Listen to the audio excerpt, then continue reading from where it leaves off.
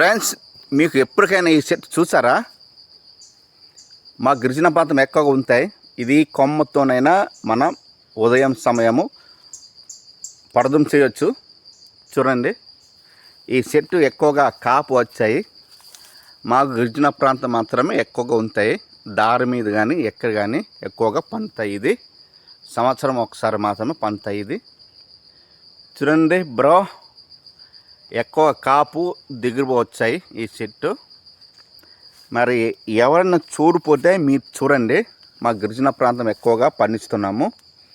ఇది ఇక కాపు వస్తాయి, అన్ని చోట్లకు కాపు వచ్చాయి.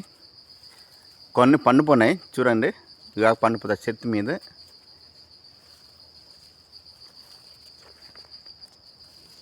చూడండి, కొన్ని పండిపోయినాయి రోన్కి. ఎవరు